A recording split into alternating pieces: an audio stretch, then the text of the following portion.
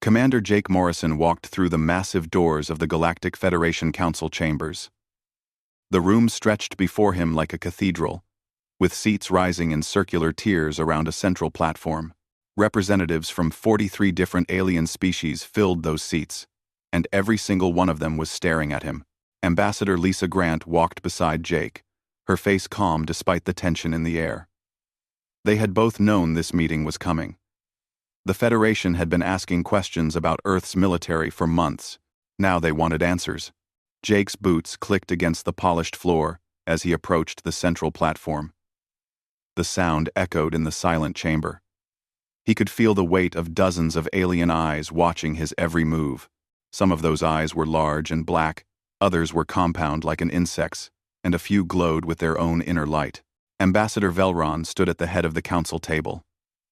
He was Crithian, a species that looked vaguely reptilian with blue-gray skin and a crest of bone ridges along his head.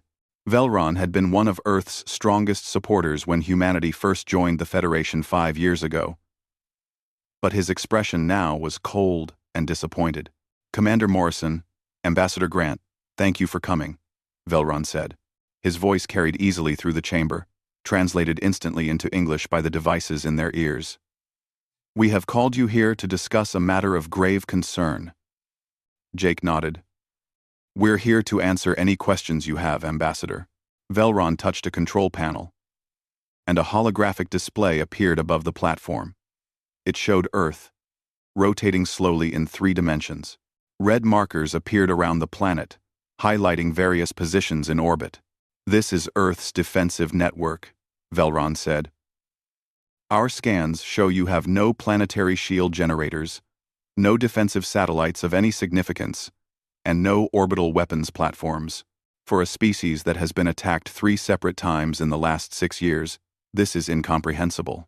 Murmurs of agreement rippled through the chamber. The Haxian delegate, a tall being with 4 arms and skin like polished stone, spoke up. "Perhaps they simply don't understand proper defensive strategy. They are a young species, after all." Jake felt Lisa tense beside him, but he kept his own expression neutral. Insults were expected. They had prepared for this. Another delegate stood, this one from the Taurian collective. The Taurians looked almost human, except for their silver eyes, and the way their skin seemed to shimmer in the light. Or perhaps they're simply reckless. The humans have a reputation for aggressive behavior. Velron raised a hand for silence. "Whatever the reason, the Federation Council believes Earth must construct proper, defensive systems. We have drawn up a plan for a standard planetary defense grid. Construction should take approximately 3 years and will require a significant commitment of resources." He paused. "For he would by reason stated." He paused. "The Federation is prepared to help finance this project, given Earth's limited economy." Jake looked at Lisa. She gave him a small nod. They had talked about this moment many times. Earth's leadership had been very clear about what they should say. "Ambassador Velron," Jake said, his voice calm and clear. "Before we discuss your proposal, I'd like to ask the Council a question." Velron's crest ridges rose slightly, a sign of curiosity. "Go ahead, Commander." Jake looked around the chamber, making eye contact with as many delegates as he could. "How many of your enemies have attacked you twice?" The question hung in the air. Several delegates looked confused. Others began to whisper among themselves. The Haxian delegate's stone-like face somehow managed to look puzzled. "I don't understand the question," Velron said slowly. "It's simple," Jake replied. "Earth has been attacked 3 times, as you mentioned. But each attack was by a different species. The Zarn Collective attacked us 6 years ago. The Corvan Empire attacked us 3 years ago. The Vex Swarm attacked us 6 months ago." He paused. "None of them attacked us twice. Has anyone here wondered why?" The chamber fell completely silent. Jake could see understanding beginning to dawn on some of the alien faces. Others still looked confused. Lisa stepped forward. "We don't need a defense grid. Because our enemies don't survive the first attempt. Velron's crest ridges flattened against his skull, a sign of alarm. What exactly are you saying? Quote, I'm saying that Earth's defensive strategy is different from yours, Jake answered. You build shields and walls and hope they hold. You prepare to survive an attack and then negotiate afterward. He shook his head. We don't do that. We don't wait for threats to come to us. We don't build defenses and hope for the best. Then what do you do? The question came from a delegate Jake didn't recognize, a small being with fur and large eyes. Jake looked directly at Velron. We hunt down anyone who attacks us, and we make sure they never have the chance to attack anyone ever again. The whispers in the chamber grew louder. Some delegates looked shocked. Others appeared angry. A few seemed almost impressed. That's barbaric, the Haxian delegate declared. You're talking about offensive warfare, about taking the fight to other species' home systems. We're talking about survival, Lisa countered. Every credit we would spend on a defense grid is a credit we can spend on intelligence gathering, on faster ships, on better weapons. Defense is expensive and ultimately futile. A strong enough attacker will always break through eventually. But if that attacker is dead, they can't attack anyone. Velron sat down slowly, his crest ridges moving in patterns that Jake couldn't interpret. Commander Morrison, are you telling this council that Earth has conducted offensive military operations against 3 separate species? I'm telling you that Earth has responded to 3 unprovoked attacks, Jake said carefully. The difference between those statements depends on your point of view. This is outrageous, the Taurian delegate said, standing. The Federation has strict rules about military engagement. You can't just attack other species, even if they attack us first, Jake asked. Tell me, what did the Federation do when the Zarn raided our orbital stations and killed 12,000 of our people? What help did you offer when the Korvans destroyed our colony on Titan? What support did we receive when the Vex swarm entered our space? No one answered. Jake pressed on. The Federation declared our sector a lost cause when the Vex came. You wrote us off as dead. You didn't send ships or supplies or even words of encouragement. You just assumed we would be consumed. Captain Ryan Blake had been checking supply manifests when the alarm started screaming. His ship, the Pathfinder, was a small reconnaissance vessel orbiting Earth at a distance of 40,000 kilometers. It was a routine assignment. Boring, but necessary. At least, it had been boring until that moment. Captain, we have multiple contacts dropping out of faster-than-light travel, his sensor officer called out. Her name was Amy Chen, and her voice was steady despite the flashing red lights filling the bridge. 12 ships, frigate class or larger. They're not responding to hails. Ryan pulled up the tactical display. 12 red dots appeared on the screen, arranged in an attack formation.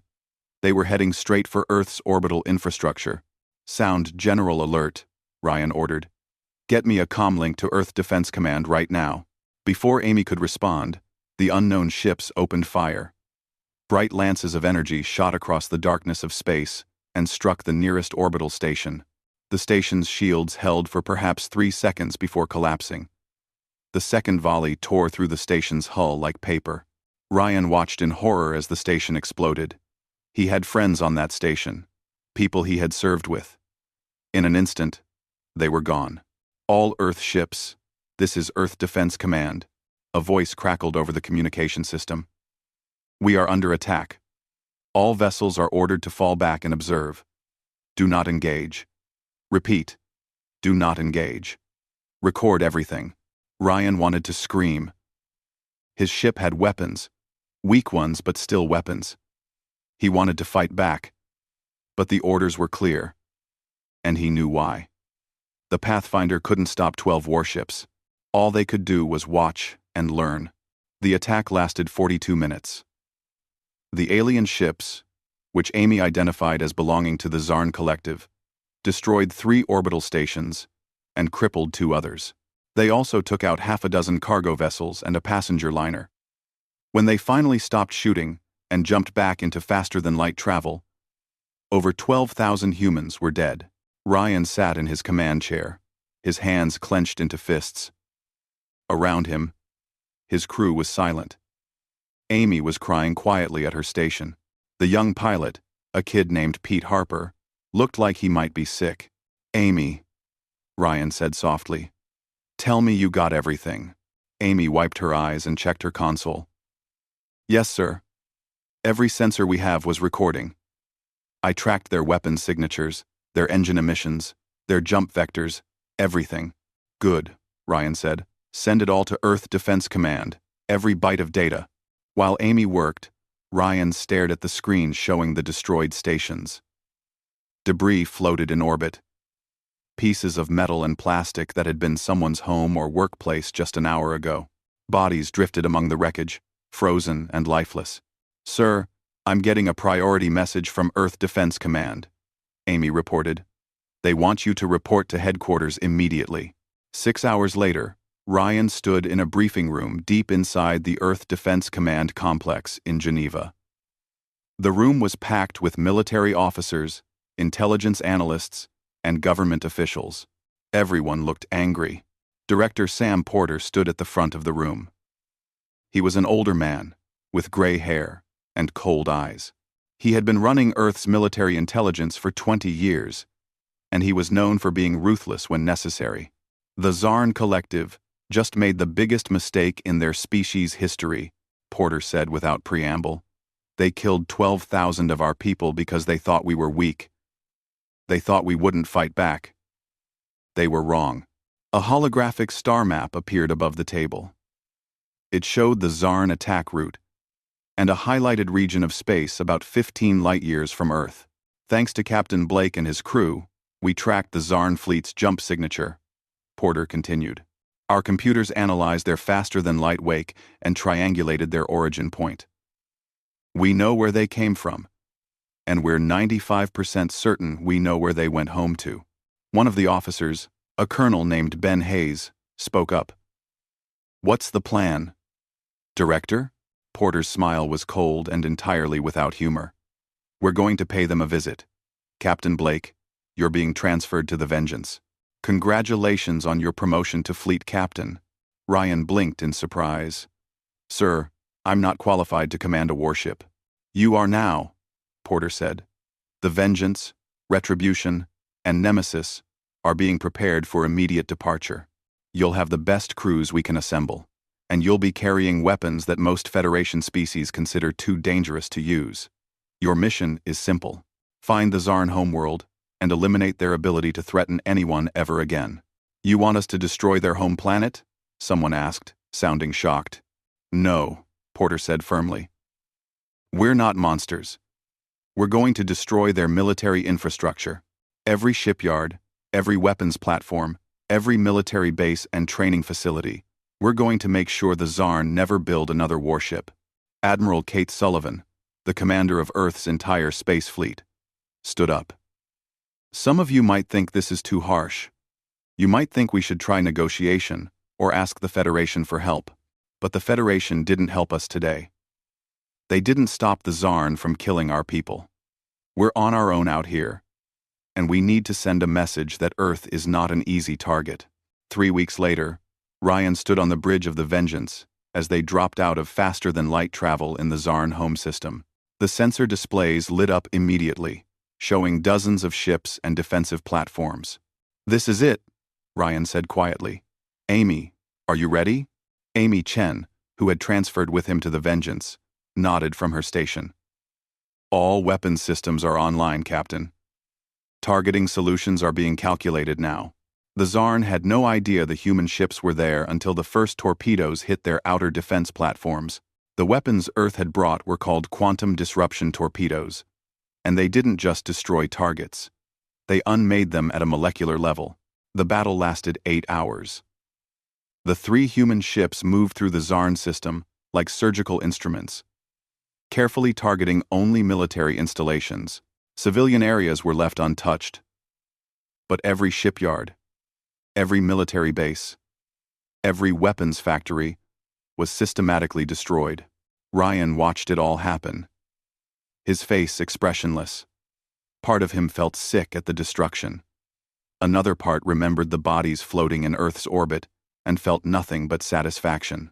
When it was over, Ryan activated the communication system and broadcast on all Zarn frequencies. His message was short and clear. People of the Zarn Collective, this is Captain Ryan Blake of Earth. Your leaders attacked our home without provocation and killed thousands of innocent people. This is the consequence. Your military no longer exists. Your ability to threaten other species has been removed. This is your only warning. If you or any other species attacks Earth again, we will not stop at your military. We will ensure your civilization never recovers. Tell the galaxy what happened here. Tell them what happens when you attack humanity. The 3 human ships jumped back into faster-than-light travel, leaving the Z-Colonel Ben Hayes stood on the observation deck of New Seattle and looked out at the surface of Titan. The colony had been built inside a massive dome that kept the atmosphere breathable and the temperature comfortable. Outside the dome, methane lakes glittered under the distant light of Saturn. New Seattle was home to 4,000 colonists. They mined resources from Titan's surface and conducted research on the moon's unique chemistry. It was a peaceful place, far from Earth and its problems. Ben had requested the assignment specifically because he wanted a quiet posting after 20 years of military service. That peace ended when the alarms started blaring. Colonel Hayes, we have multiple ships dropping out of FTL. His communication officer reported. The young woman's voice was shaking. They're broadcasting Corvan military codes. Ben's blood went cold. The Corvan Empire was one of the largest military powers in the Federation. They had hundreds of worlds and thousands of warships. If they were here, it wasn't for a social visit. How many ships? Ben asked, already moving toward the command center. 32, sir.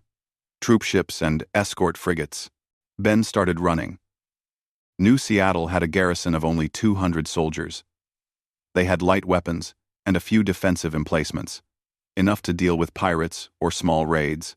Against a Corvan battle group, they had no chance.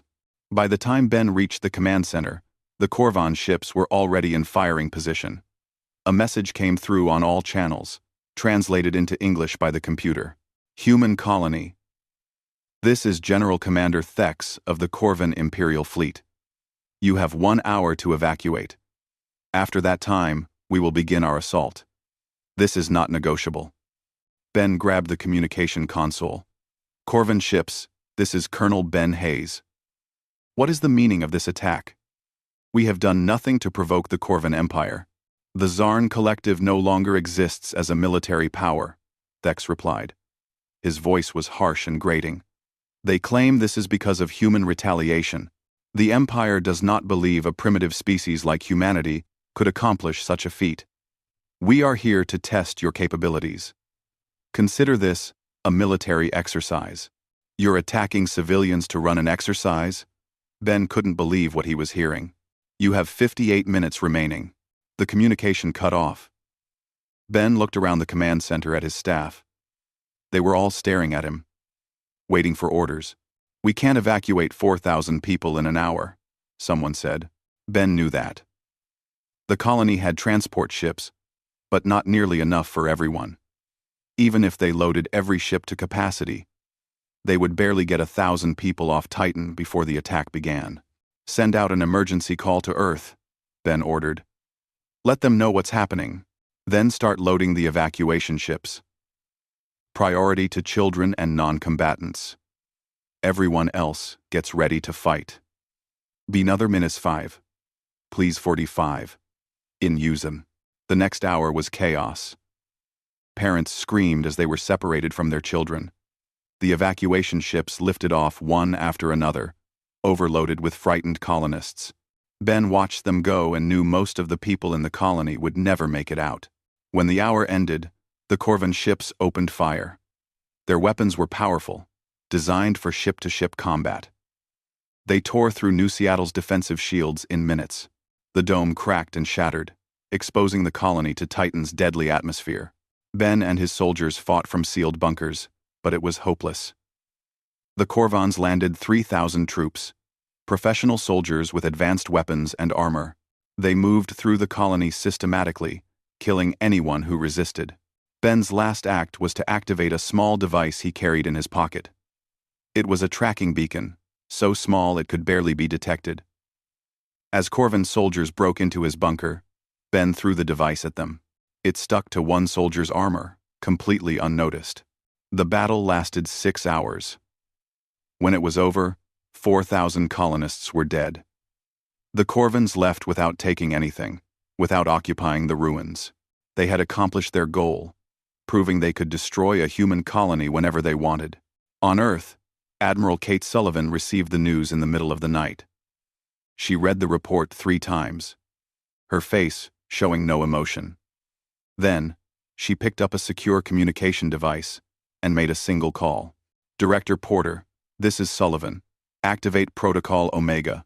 Protocol Omega was a contingency plan that only 5 people in Earth's government knew existed. It had been created after the Zarn incident, a worst-case scenario response to another attack. No one had ever expected to actually use it. Within 12 hours, every human military vessel in space began moving. Not toward Titan, but toward coordinates spread across the galaxy. Hundreds of ships, from massive carriers to small reconnaissance vessels, all heading to different destinations. The Federation noticed the movement, but no one understood what was happening. Earth's ships didn't gather into fleets. They didn't head for the Corvan Empire. They just scattered across space in what looked like random patterns. 3 days after the attack on Titan, 73 Corvan military installations across 17 star systems exploded simultaneously. Shipyards, fuel depots, training facilities, command centers, weapons research bases, all destroyed within the same 5-minute window. The attacks were precise and devastating. Human ships appeared out of nowhere, launched their weapons, and vanished back into faster-than-light travel before the Corvans could respond. No warnings were given. No demands were made. The installations simply ceased to exist. Admiral Kate Sullivan had planned every detail personally. The tracking device that Ben Hayes had planted on the Corvan soldier had led Earth's intelligence network directly to the Empire's core systems. From there, human agents and spy satellites had mapped every significant military facility the Corvans possessed. The Corvan Empire's military capability was destroyed in a single coordinated strike. They still had civilian infrastructure and thousands of warships, but those ships had nowhere to refuel, no repair facilities, and no command structure to direct them. The Empire effectively collapsed overnight, not from occupation, but from the sudden absence of everything that made their military function. Admiral Sullivan broadcast a message on all Corvan frequencies. Her face was cold and hard on the screen. "To the Corvan Empire, you attacked our colony as a test of our capabilities. Consider the test complete. Your military infrastructure no longer exists. We have removed your ability to threaten anyone ever again. Be grateful we left your civilian population alive and your worlds intact." Many in Earth's government argued for a more permanent solution. Every W. She paused, letting that sink in. Earth does not start fights, but we finish them. Tell the galaxy what happened here. Tell them that attacking humanity has consequences. Tell them that we don't forget, and we don't forgive. The message ended. The Corvan Emperor tried to rally his forces, but it was too late. With no way to coordinate or resupply their fleet, the Corvan military simply fell apart. Within weeks, the Empire fragmented into dozens of smaller states, all too busy with internal conflicts to threaten anyone else. Jake Morrison, who had been promoted to commander after the Zarn incident, watched the reports coming in from Corvan space. He was aboard a human cruiser on the edge of Corvan territory, one of dozens of ships making sure the message was received. 73 targets hit simultaneously, his second officer said. 0 human casualties. The Corvans never even saw us coming, Jake nodded. That's the difference between offense and defense. Defense means waiting for the enemy doctor. Ellen Price had spent 15 years working on theories that most scientists thought were impossible. She studied dark matter reactions and subspace instabilities, trying to understand the fundamental structure of space itself. Her work was purely theoretical, until director Sam Porter asked her to make it real. "I need a weapon," Porter had said 3 years ago. "Something that can destroy an entire fleet at once. Something that can stop a threat so large that conventional weapons won't work." Ellen had tried to refuse. Her research was meant to help humanity understand the universe, not destroy it. But Porter had shown her the intelligence reports. Out in deep space, beyond the explored regions of the galaxy, something was moving towards civilization. The Federation called it the Vex Swarm. The Vex weren't a normal species. They were more like a biological machine, a hive mind that consumed entire worlds and turned the raw materials into more of themselves. They had destroyed 47 known civilizations, and no one had ever stopped them. When the Vex entered a region of space, everyone else fled. Ellen had looked at the reports and realized Porter was right. If the Vex came to Earth, conventional weapons wouldn't be enough, so she had started building the Cascade device. Now, 3 years later, the Vex had arrived. Commander Jake Morrison stood on the bridge of the Defender and watched his tactical display fill with red contacts. Thousands of them. Maybe tens of thousands. The Vex ships were organic-looking things, like massive insects made of metal and flesh. They moved in perfect coordination, responding to some shared intelligence that made them act as one. "All ships, fall back to the Delta Line," Jake ordered. His fleet consisted of 40 human warships, the largest force Earth had ever assembled. Against the Vex, it looked pitifully small.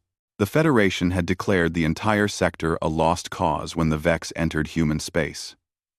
They sent messages of sympathy and offers to evacuate Earth's government, but no military support.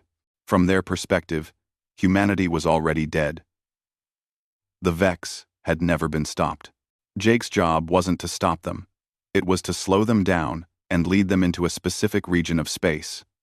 He had 5 days to do it, and losing ships along the way was expected. Expected, but not easy to accept. "Enemy fleet is pursuing," his tactical officer reported. "They're matching our speed exactly." "Good," Jake said. "That's what we want. Keep them interested, but don't let them catch us." For 5 days, the human fleet conducted a fighting retreat. They would stop, fire everything they had at the Vex, then run before the swarm could overwhelm them. Ships were damaged.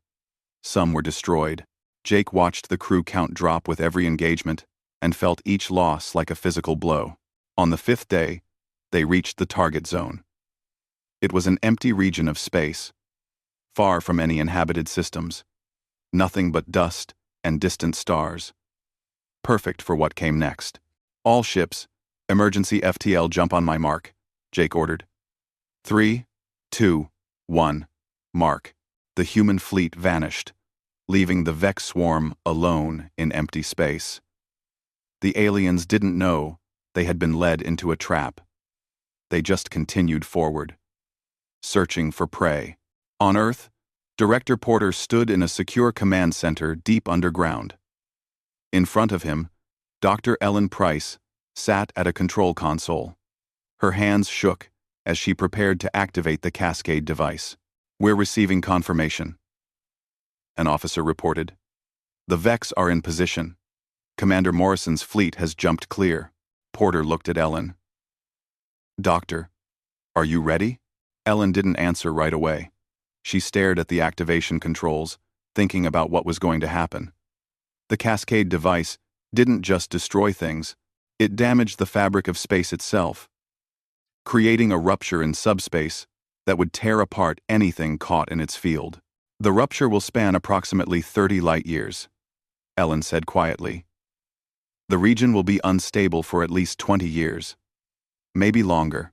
Ships won't be able to travel through it using FTL drives. We're essentially creating a dead zone in space. Better a dead zone than letting the Vex reach inhabited systems," Porter replied. His voice was cold. "Activate the device, Doctor." Ellen closed her eyes and pressed the activation sequence. 3 Cascade devices, positioned in a triangle around the Vex fleet, powered up simultaneously. For a moment, nothing seemed to happen. Then space itself began to scream. The rupture appeared as a white tear in the darkness, spreading outward at incredible speed. Everything it touched simply ceased to exist. Vex ships, millions of tons of organic metal and living tissue, dissolved into nothing. The subspace distortion scrambled their hive mind connection, leaving the creatures confused and panicked in their last moments. Jake watched from 50 light-years away as sensors registered the cascade event. The energy readings were off the scale. Space-time itself was being wounded, twisted into shapes it was never meant to hold. "My God," his tactical officer whispered. "What have we done?" The rupture lasted for 72 hours. When it finally sealed itself, a massive region of space was left permanently scarred. Ships could still travel through it using normal engines. But any attempt to use faster-than-light drives in that area would tear a vessel apart. The Vex swarm, which had threatened the galaxy for centuries, no longer existed. Every single one of their ships had been destroyed. The hive mind that controlled them was scattered and broken. The few Vex ships that had been outside the trap zone simply drifted, lifeless and abandoned. The Federation's response was immediate and horrified. Ambassador Velron sent a message to Earth within hours of the cascade event. "You've damaged the galaxy itself," the message said. "The cascade device is the most dangerous weapon ever created. Earth must destroy all remaining devices and never build another one. This is not a request." Quote, Director Porter read the message and deleted it. He called Admiral Sullivan instead. "They're scared," he said. "Good. They should be. What if they try to force us to give up the cascade weapons?" Sullivan asked. "Let them try," Porter replied. "Earth has 3 more devices already built. And Dr. Price's team can make more if needed. The Federation can complain all they want. But they can't deny one thing. We stopped a threat they had declared unstoppable. We eliminated the Vex when everyone else just ran away." Dr. Ellen Price sat alone in her laboratory, looking at the data from the cascade event. The weapon had worked exactly as predicted, maybe better. The Vex were gone, and Earth was safe, but the cost troubled her. She had damaged the universe itself, created a wound in space that might never fully heal. Future generations would travel around that dead zone, and they would know humans had created it. Was it worth it? She asked herself.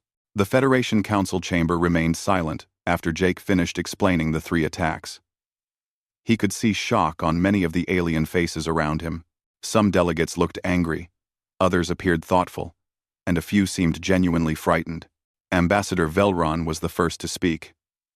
"Let me make sure I understand correctly.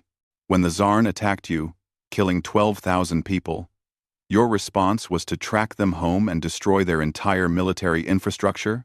"Yes," Jake said simply. "And when the Corvins attacked your colony, killing 4,000 more, you destroyed 73 of their military installations simultaneously across 17 star systems." "That's correct. And when the Vex swarm entered your space, you used a weapon that damaged subspace itself, creating a dead zone 30 light-years across?" Jake nodded. "We did what was necessary to survive." The Haxian delegate stood, his stone-like face somehow conveying outrage. "What you did was barbaric. You've attacked other species in their home systems. You've used weapons the Federation has banned. You've caused permanent damage to the galaxy. This is not defense, Commander. This is aggression." Ambassador Lisa Grant stepped forward. "With respect, Delegate, I disagree. Defense and offense are not as different as you think. Tell me, what good is a defense grid if the enemy just comes back with more ships next year, or the year after that? You rebuild and strengthen your defenses." The Haxian replied. "That's what civilized species do." Thanks for watching. This video's 147. The wrong Revers on Rever 7. And spend all your resources on walls that can always be broken, Lisa countered. Earth made a different choice. A delegate from a species Jake didn't recognize spoke up. But what about the innocent lives in those systems? When you attacked the Corvan Empire, did you consider their civilians? We targeted only military installations, Jake answered. Every Corvan civilian survived. We could have destroyed their cities, glassed their planets, but we didn't. We showed restraint. We only removed their ability to threaten us. But you did it without warning, without negotiation, without giving them a chance to surrender. They didn't give our colonists a chance to surrender, Jake said, his voice hard. They killed 4,000 people as a test. A test. They murdered our families to see if they could. The Taurian delegate stood. And the Cascade device? How do you justify damaging the galaxy itself? Dr. Ellen Price, who had been sitting quietly beside Lisa, stood up. The Vex swarm had destroyed 47 civilizations. Billions of lives. They couldn't be negotiated with or reasoned with. They simply consumed everything in their path. The Federation declared our entire sector lost, because you knew you couldn't stop them. That doesn't give you the right to use such a dangerous weapon, Velron said. What would you have had us do? Ellen asked. Roll over and die? Let the Vex consume Earth and move on to the next system? How many more civilizations should we have let them destroy while waiting for the Federation to find a solution? Velron didn't answer. The chamber filled with the sound of delegates talking among themselves, arguing in dozens of different languages. Admiral Kate Sullivan's hologram appeared above the central platform. She had been listening to the entire discussion from Earth. Her face was calm, but her eyes were cold. Members of the Federation Council, she said, and her voice cut through the noise like a blade. You asked why Earth has no defense grid. Now, you know. We don't build walls and hope they hold. We identify threats early and eliminate them completely. It's not a philosophy we chose because we wanted to. It's a philosophy we were forced to adopt. She paused, looking around at the assembled delegates. Earth is not a rich world. We don't have the resources most Federation species take for granted.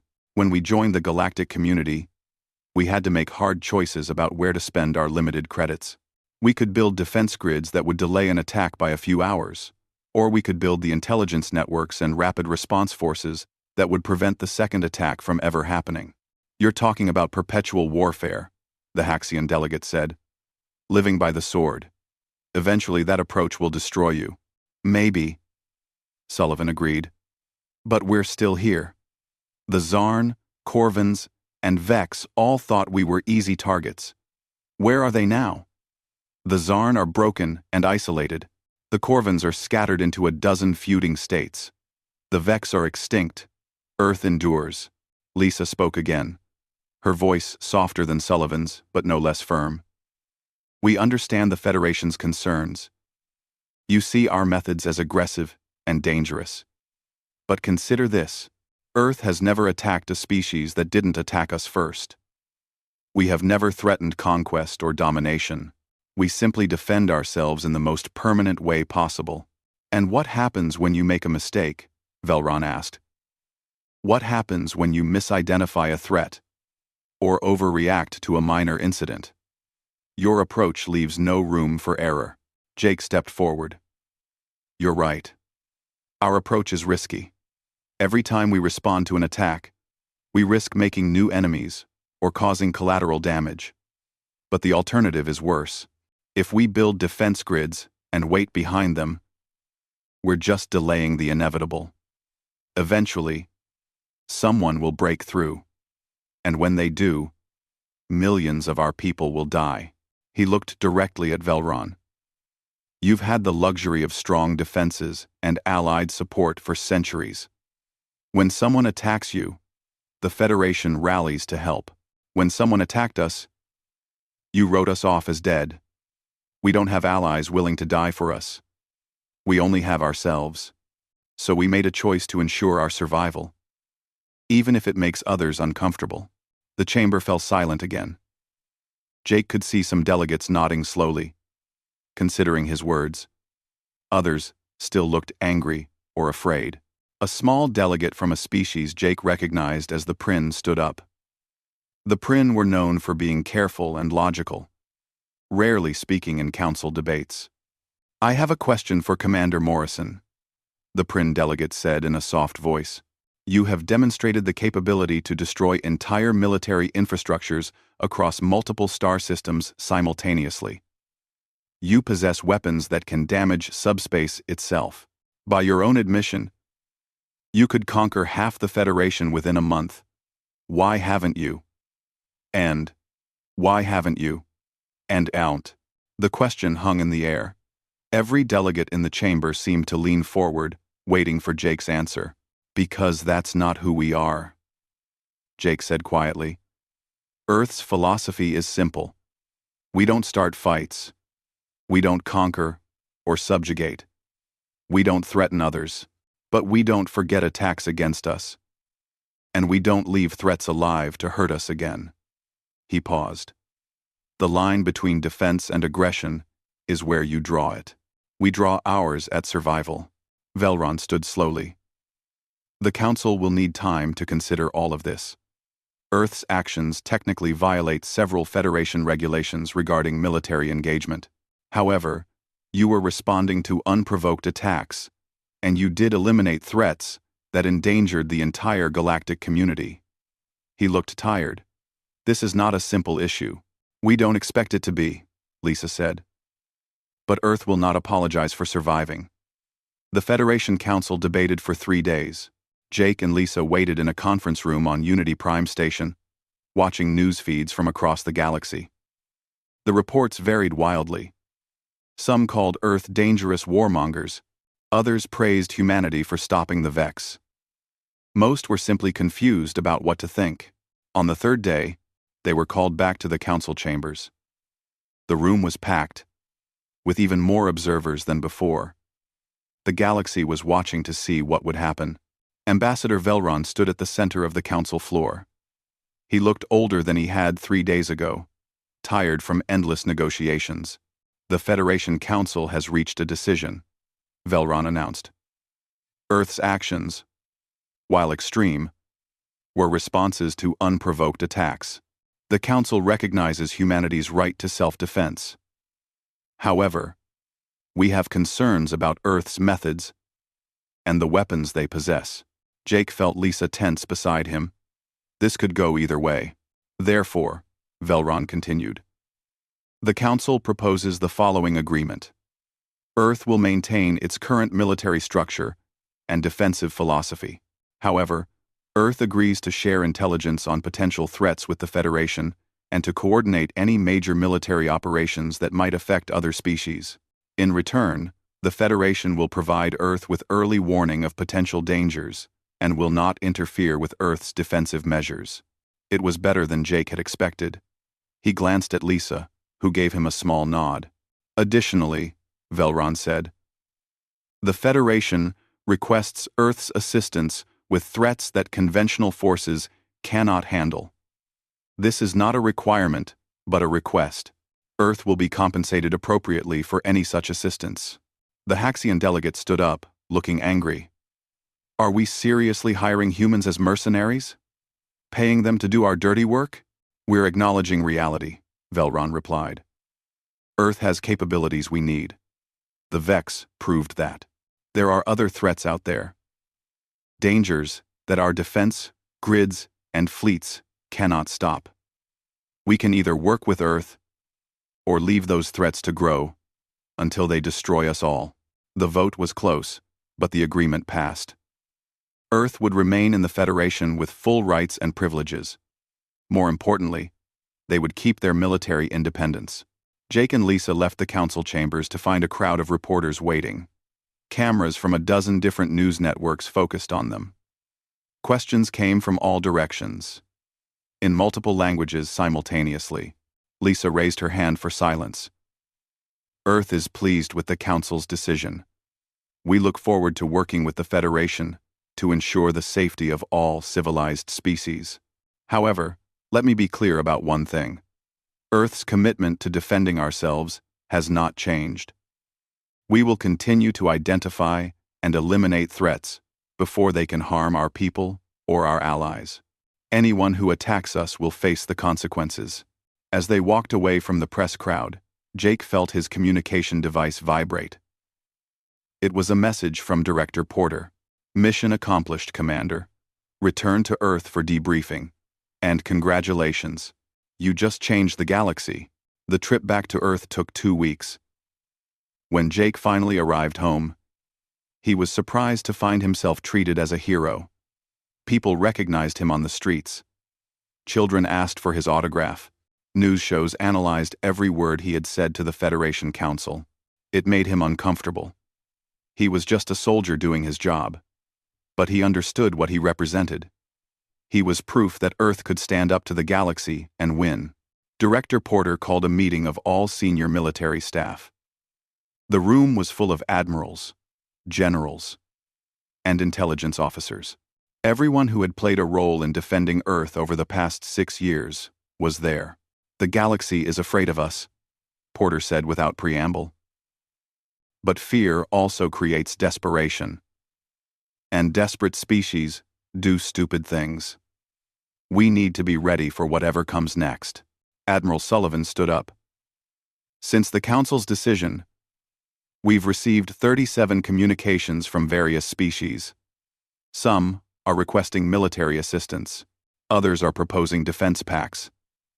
A few are making veiled threats. She smiled coldly. The galaxy doesn't know what to do with us. What about the cascade devices? Dr. Ellen Price asked. She had been invited to the meeting specifically to discuss her weapons. The Federation demanded we destroy them. -C. Dr. -C. The Federation demanded a lot of things, Porter replied. We agreed to coordinate with them on major operations. We never agreed to disarm. The cascade devices stay.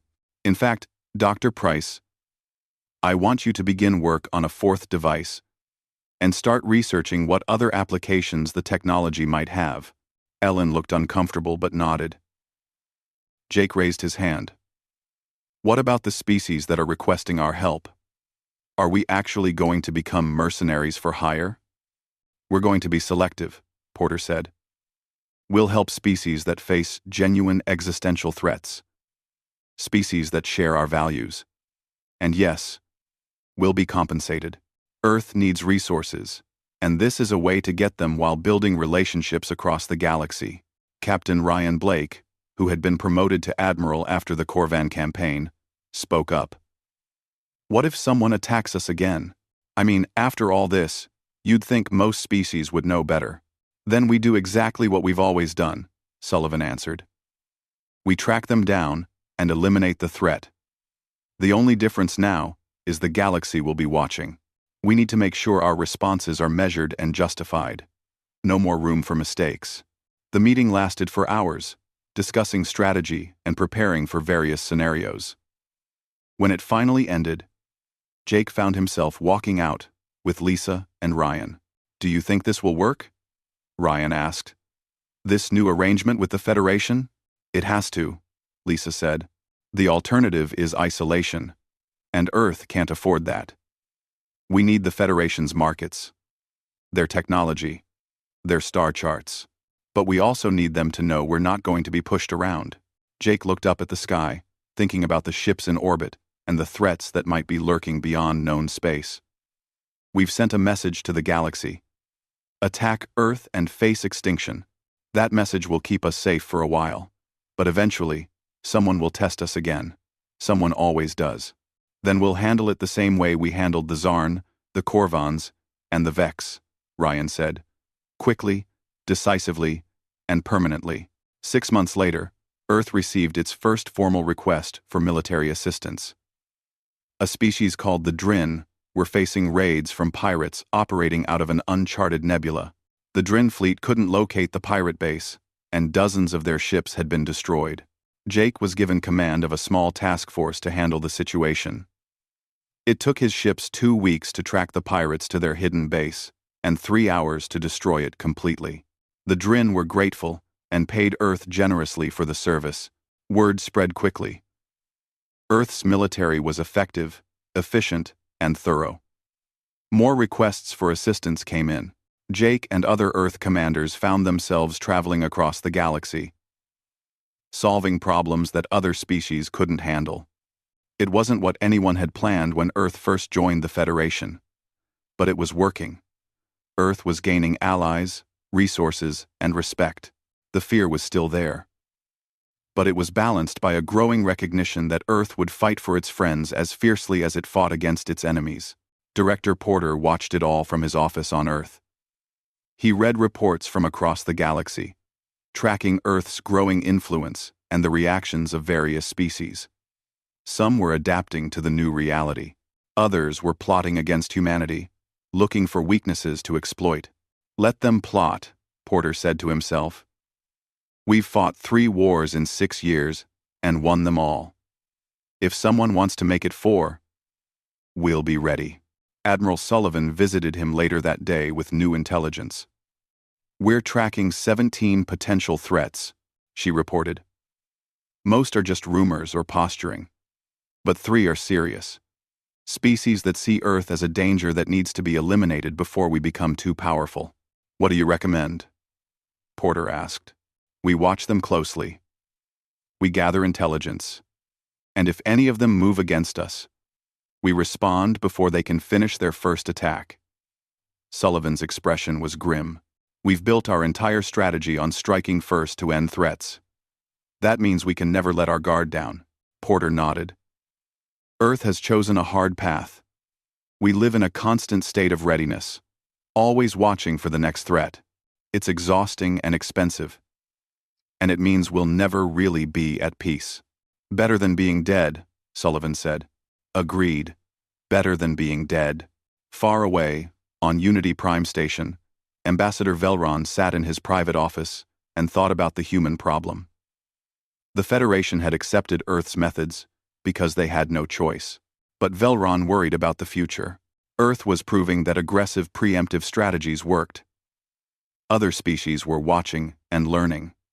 What happened when more species adopted humanity's philosophy?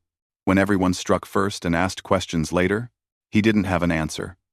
All he could do was hope that Earth's example would remain an exception rather than becoming the rule. The galaxy was changing, and not everyone was happy about it. In the end, that was the reality Earth had created. They had proven that defense grids were optional if you were willing to hunt down your enemies and destroy them before they could attack again. They had shown that a smaller, less advanced species could defeat larger powers through intelligence, speed, and overwhelming force. The galaxy would never look at humanity the same way again.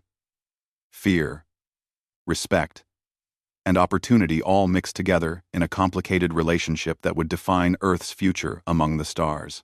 Jake Morrison stood on the observation deck of his ship, looking out at the infinite darkness of space. Somewhere out there, the next threat was brewing. The next species that would think Earth was weak or that humanity could be bullied. They would learn the same lesson the Zarn, the Corvins, and the Vex had learned.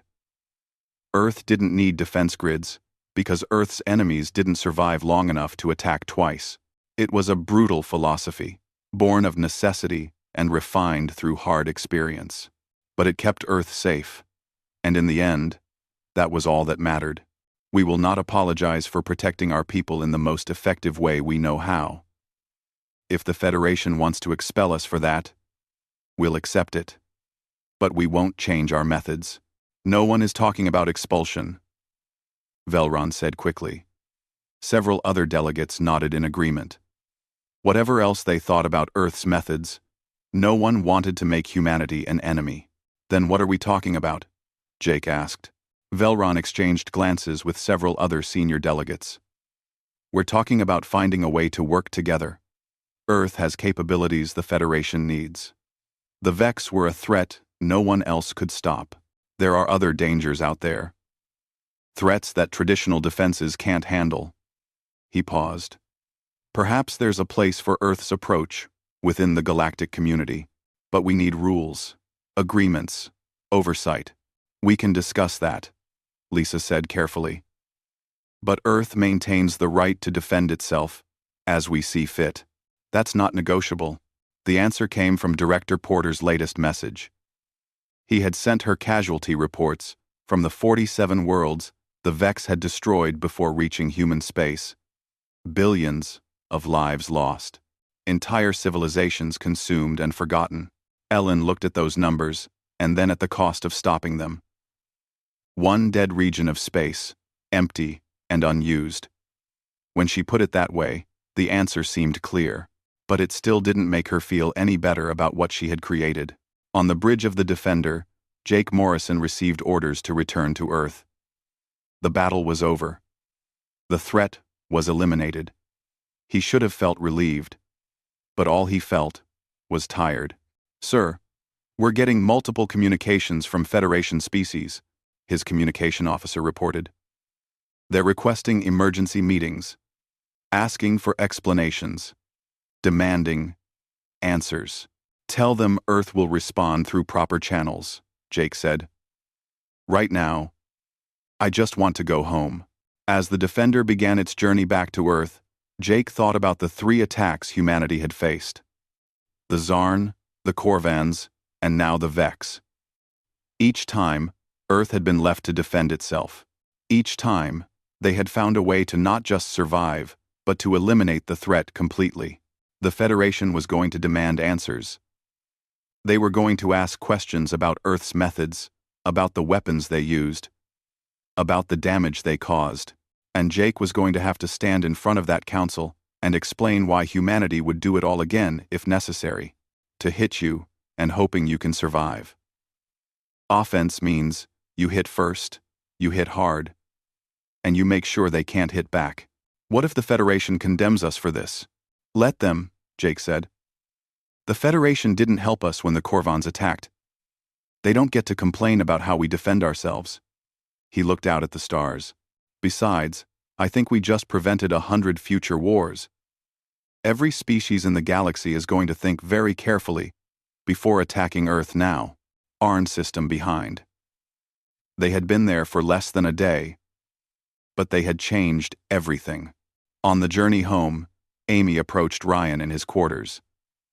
"Sir, do you think we did the right thing?" Ryan looked at her for a long moment.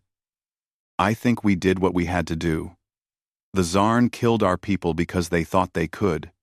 Now they know they can't. Maybe that will save lives in the future. What if it just makes more enemies? Then we'll deal with them the same way," Ryan said. His voice was tired, but certain. Earth doesn't have the resources to build massive defense grids or shield generators. But we can make sure everyone knows that attacking us is the last mistake they'll ever make. Deed like everyone else. He paused. But we weren't. We survived, and the Vex didn't. Veldron stood again. "I think you need to explain exactly what happened in each of these incidents, Commander. The Federation Council needs to understand what Earth has done." Jake nodded. "I can do that, Ambassador. But I should warn you. You might not like what you hear." "We need to know," Velron said firmly. Jake took a deep breath. "It started 6 years ago, with the Zarn.